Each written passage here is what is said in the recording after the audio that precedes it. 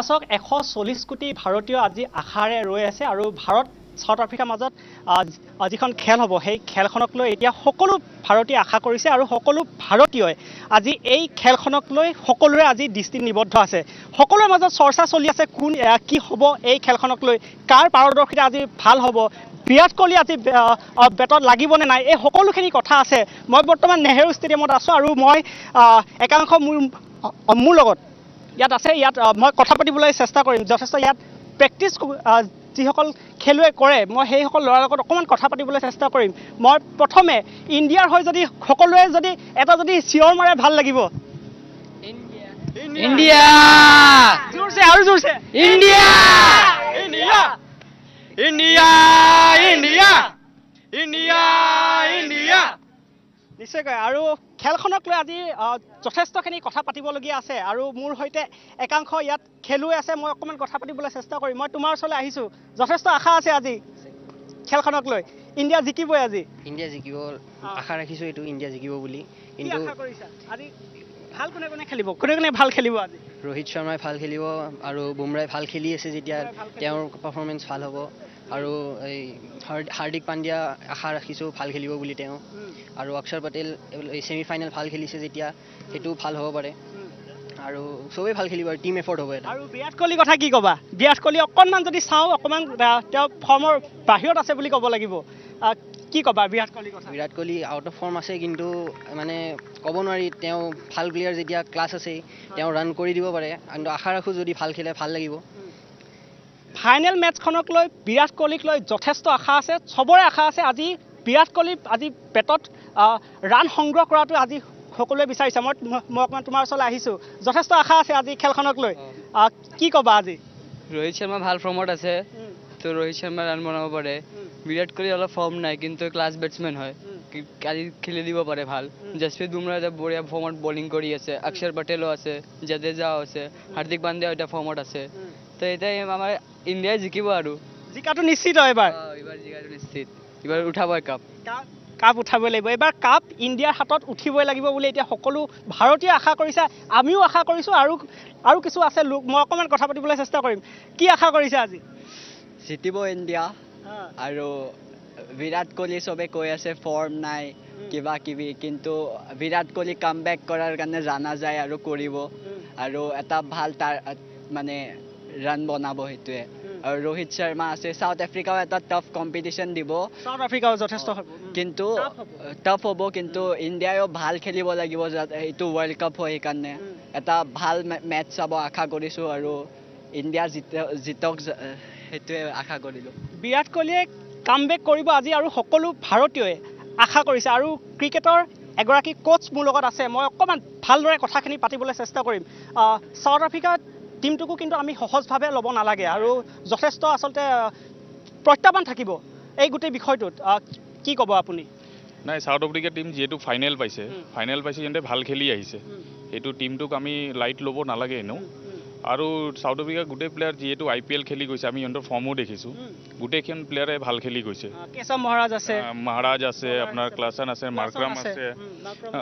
এইকেইটা গোটেইখিনি প্লেয়াৰ ভাল খেলি আছে ৰাবাডা আছে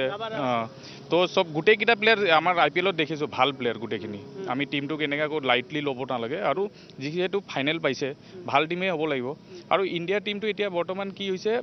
ভাল কৰি আছে কোনোবা না কোনোবা এতিয়া বিৰাট কোহলি যিহেতু ভাল নকৰিব পাৰে ৰোহিত শৰ্মাৰ ওপৰত ভাল কৰি আছে তলত আহি হাৰ্দিক পাণ্ডিয়াই হওক বা জাদেজাই হওক অলপ কৰি আছে টিম কণ্ট্ৰিবিউট কৰি আছে চবে তো যদি ইণ্ডিয়া যদি টছত যদি জিকে তেওঁলোকে ফিল্ডিং ল'ব লাগে নে বেটিং ল'ব লাগে যিহেতু উইকেটটো তাতে অলপ ইমান এটা ভাল দেখা নাই আমি লাষ্ট ছেমি ফাইনেলটো তো বেটিং কৰিলে ভাল হ'ব বেটিং কৰিলে যদি বেটিং কৰে ভাল হ'ব তাতে স্ক'ৰ কিমান মান হ'ব লাগে প্ৰেডিক্টেড স্ক'ৰ যদি কওঁ 170-80 এনেকুৱা হ'ব 170-80 হয় ফাৰ্ষ্ট বেটিং কৰিলে আৰু আমি যদি কওঁ প্ৰত্যাহ্বান সৃষ্টি কৰিব পৰা যদি প্লেয়াৰ যদি কওঁ সাউথ আফ্ৰিকাৰ কোন হ'ব পাৰে বা কোন ইণ্ডিয়াৰ কাৰণে আজি ফেক্টৰ হ'ব পাৰে মই বেটিঙতো কওঁ ডিকক আছে ক্লাছন আছে আৰু মাৰ্ক্ৰামো বেয়া প্লেয়াৰ নহয় ভাল মানে ফৰ্মত থকা কিজনৰ মই ক'লোঁ আৰু খেল হয় 10-11টা প্লেয়াৰ থাকে কোনোবা এটাতো কৰিব কিন্তু আমাৰ ফালেদি আৰু যিহেতু আমি IPL ফৰ্ম চাই কৈ আছোঁ এইবিলাক প্লেয়াৰে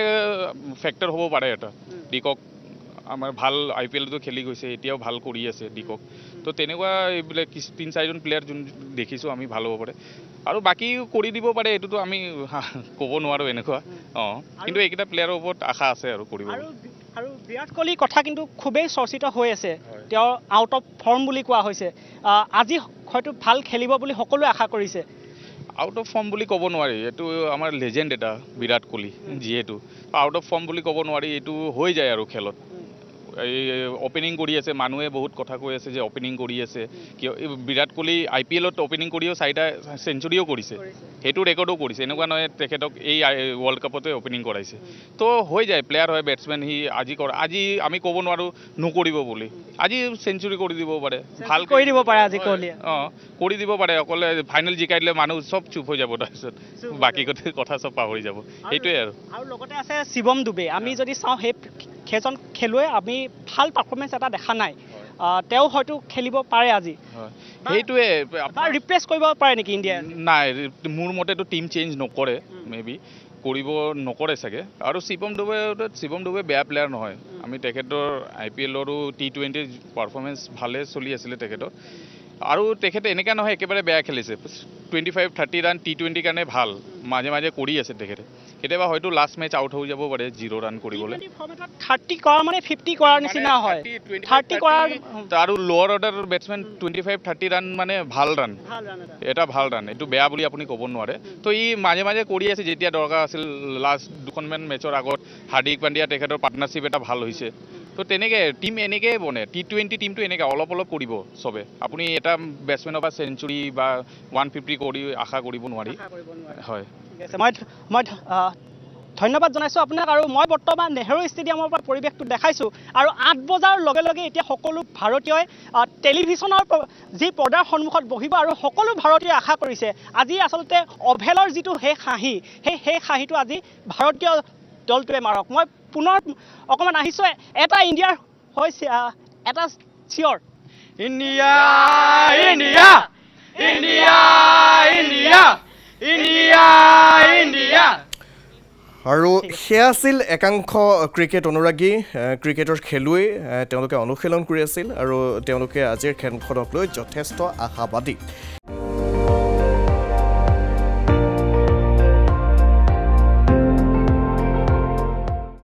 আপুনি চাই আছে ND24 সৰ্বশ্ৰেষ্ঠ নহয় সৰ্বোত্তমৰ দৌৰ